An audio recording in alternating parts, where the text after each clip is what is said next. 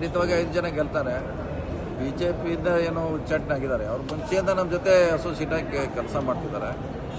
ಹೀಗಾಗಿ ಅವರು ನಮ್ಮ ಪಕ್ಷದವರು ಪಾರ್ಟ್.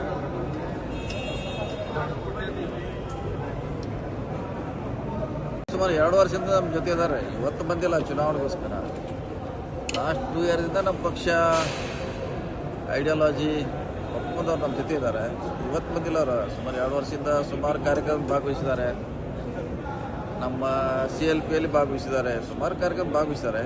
ಹಾಗೆ ಅದು ಆರೋಪ ಮಾಡೋದ್ರಲ್ಲಿ ಯಾವುದೇ ಸತ್ಯತೆ ಇಲ್ಲ. ಪ್ರಿಯಾಂಕಾ ಖರ್ಗೆ ಅವರು ಹೋಮ್ ಮಿನಿಸ್ಟರ್ ಹೇಳಿಕೆ ಕೊಟ್ಟ ನಂತರದಲ್ಲಿ ಸಾರಿ ಪದೇ ಪದೇ ಬಿಜೆಪಿ ಕಡೆಯಿಂದ ರಿಯಾಕ್ಷನ್ ಬರ್ತದೆ. ಮೋಹನ್ ಭಾಗವತ್ ಹ್ಯಾಂಡಲ್ ಮಾಡ್ತಿದ್ದಾರೆ ಹೋಮ್ ಮಿನಿಸ್ಟ್ರು. ಅವ್ರ ಬಹುಶಃ ಹೆಚ್ಚಿನ ಮಾಹಿತಿ ಅವ್ರ ಕಡೆ ಇರ್ಬೋದು.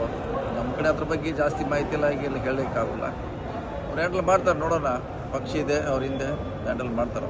ಪಕ್ಷ ಅವರಿಂದ ನಿಂತಿದೆ ಸರ್. ಖಂಡಿತವಾಗಿ ಇದ್ದೇ ಇರ್ತೈತೆ. ಖಂಡಿತವಾಗಿ ಅವ್ರ ಜೊತೆ ಪಕ್ಷ ಇದ್ದೇ ಇರ್ತೈತೆ. ನೋಡೋಣ. ಅವ್ರು ಏನು ಕೇಳಿದ್ದಾರೆ, ಅವ್ರು ಏನು ಕೊಡ್ತಾರೆ, ಕಾನೂನಲ್ಲಿ ಏನು ಅವಕಾಶ ಇದೆ, ಕಾದು ನೋಡೋಣ. Okay, thank you. If you like this video ಬೇಗ ಲೈಕ್ ಮಾಡಿ, ಕಾಮೆಂಟ್ ಮಾಡಿ, ಶೇರ್ ಮಾಡಿ ಹಾಗೂ ಯೋಯೋ ಟಿವಿ ಕನ್ನಡವನ್ನು ಸಬ್ಸ್ಕ್ರೈಬ್ ಮಾಡಿ.